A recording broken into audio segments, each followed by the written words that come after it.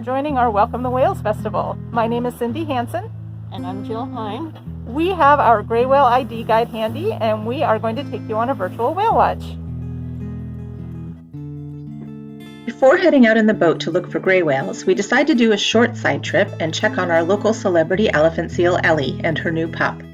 This is the fourth baby she has given birth to on the shores of Whidbey Island. Everyone thinks this one is a boy because of the shape of his nose, but we don't have confirmation of that yet. He has tentatively been named Elwood. When we arrive, they seem to be having a lazy morning and are taking a nap.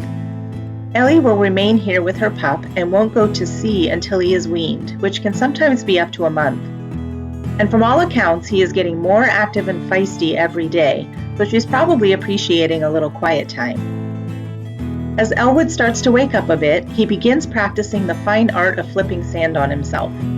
Elephant seals do this to cool themselves while on land. Eventually, he starts to wriggle around, and when he rolls over, we're able to confirm that this is indeed a male pup. So, Elwood it is.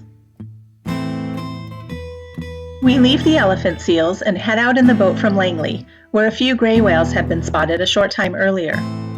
Captain Clarence takes us out to Hat Island while we look for blows, but there's a bit more wind and waves than we had anticipated, and viewing is a challenge.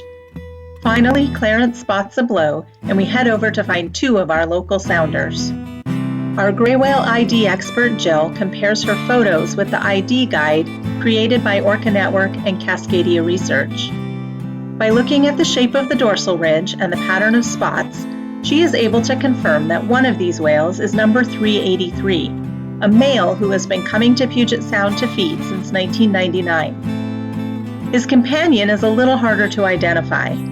He or she never arches the back, and we're only able to see the front part of the body, so the identity of this whale still remains a mystery to us. After a few more minutes of viewing and a lovely look at 383's tail flukes, we decide to leave and head into Saratoga Passage for some calmer water and to look for another gray whale that was spotted earlier off Camano Island. On the way, we decide to stop and check in on Elwood's big brother, Ellison, who was Ellie's first pup born in 2015. He is currently undergoing his catastrophic molt, and we make sure to keep an extra distance so we don't disturb him. While most mammals shed fur year-round, elephant seals molt their fur and upper layer of skin all at once, and it's one of the few times of the year when they come on shore. After we leave Ellison, we continue looking for the gray whale that had been reported earlier, and we're in contact with friends who are looking from shore, but we still don't see any sign of this whale. We cross to Camano Island and check along the shoreline of Elger Bay. Not seeing anything, we decide to make our way back to Langley when we see a report that a gray whale was seen in Elger Bay just minutes earlier. What? How did we miss a 45-foot animal? We turn around and very slowly move through the area and continue searching, but still don't see a blow. Clarence, where's this whale? And then suddenly there she is. We see the telltale heart-shaped blow of a gray whale surfacing close to shore. We watch as she rolls over to her right side and begins feeding in the mud. Gray whales are bottom feeders, filtering small prey items through their baleen. The Sounders gray whales are a special group who have learned a risky feeding technique of coming into the mudflats at high tide and feeding on ghost shrimp. This whale is in less than 10 feet of water, and you can see her pectoral fin and tail fluke out of the water as she filters through the mud.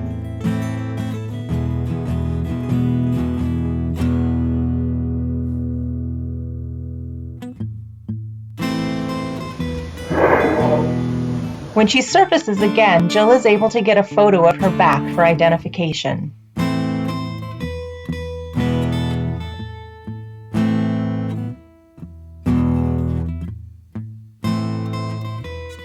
I think so. Who is it, Jill? That appears to be 531. The whale is number 531, a female who has been coming to feed here since 2000. We watch for several more minutes as she continues to feed in the mud. This is an encouraging sign. Gray whales are currently undergoing an unusual mortality event that has already claimed almost 25% of the population. Many of the whales who have died showed signs of starvation, so the ghost shrimp here in Puget Sound are incredibly important to these Sounders gray whales, and maybe what is helping to sustain them and keep them alive during this rough time.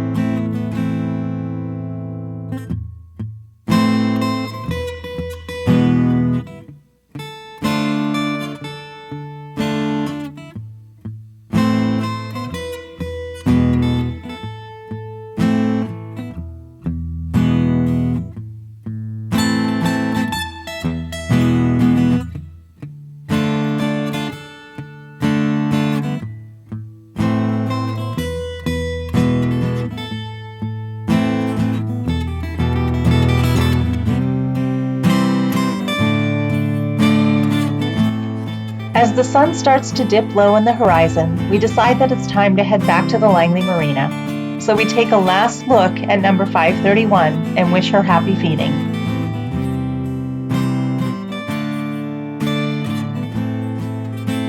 As we start to slowly motor away, she leaves us with a beautiful heart-shaped blow as a parting gift.